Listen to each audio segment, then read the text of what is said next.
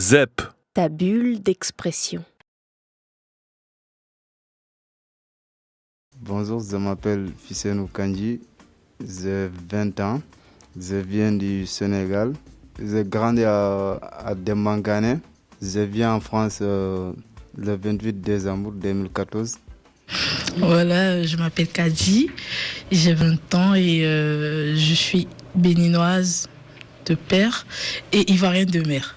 Je m'appelle Wan Abdou, j'ai 23 ans, c'est sénégalais mauritanien. Je suis en France depuis l'année dernière, le 8 avril.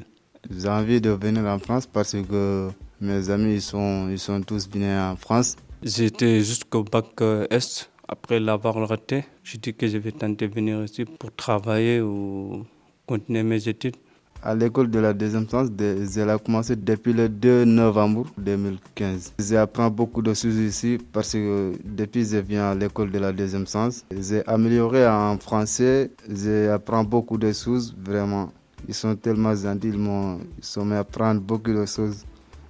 En venant de l'école de deuxième science, je sais que là, ça va aller. Mon premier objectif, c'est de travailler, avoir un diplôme. Et ils ont tout fait. J'ai passé les tests à CFI pour faire bac pro. Je les reçus tous. Je vais vraiment trouver un patron. Ça m'a forcément aidé dans les débuts parce que je savais rien. Je suis arrivée dans un pays, tout est différent, à part la langue française. Bon, voilà. Donc c'était vraiment intéressant et c'était pas sur de longues heures, donc c'était bien. Moi, je vais être auxiliaire de puériculture. Je suis pas encore dans le truc, mais j'ai une formation. Non, j'ai un concours bientôt. Mon projet professionnel, c'est l'électricité. Après que j'ai passé des stages, vraiment, je sais que l'électricité est faite pour moi. La vie en France, bon, c'est bon, c'est tellement bon parce qu'ici, c'est pas comme au Sénégal, c'est pas pareil. Parce qu'au Sénégal, tu n'as pas de liberté là-bas. Mais ici en France, il y en a liberté. Quand tu es majoré, bon, tu es libéré. Tu fais ce que tu veux. C'est un petit paradis par rapport à la vie que je vivais en Côte d'Ivoire. C'est vrai, je n'étais pas dans un campement. Je vivais bien, je mangeais bien, j'étais bien nourrie.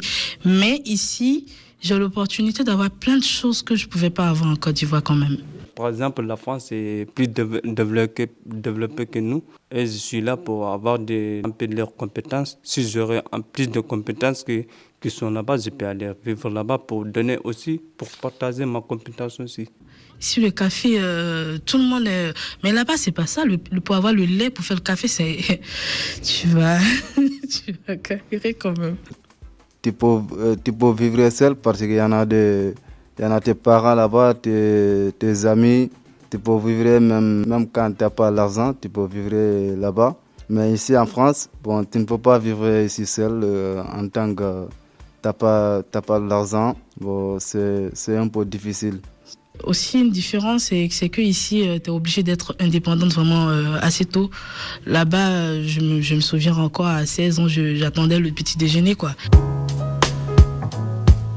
C'était bien, il y avait tout. C'était une vie de rêve. Pour moi, la vie de rêve, c'est d'avoir des amis. Moi, j'ai des atouts là-bas.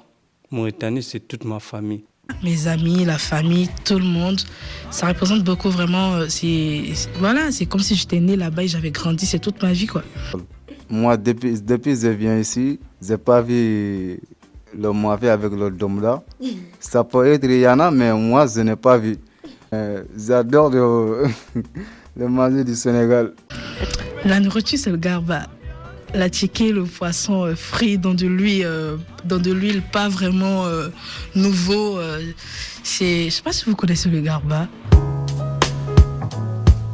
Quand j'étais patron en France, j'avais retourné au Sénégal pour apprendre les enfants là-bas, pour former les enfants. L'objectif, c'est travailler au début ici un peu et retourner voir, mais vivre là-bas, en Mauritanie. C'est ça mon projet, c'est aller vivre en Mauritanie. Pour moi, vivre chez soi, c'est le plus bon. Aller de temps en temps monter mon entreprise, essayer même de voir si on ne peut pas monter des formations pour certaines personnes qu'on a ici. Ici, il y a plein de choses qu'on peut ramener en Côte d'Ivoire.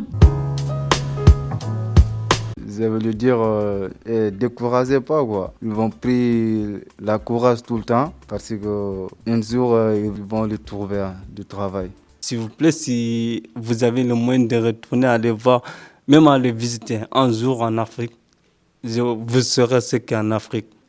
Si tu sais pas où tu vas, tu sais toujours d'où tu viens. Puis voilà, prends ta source pour créer ton futur. Ah là, ça vient de moi.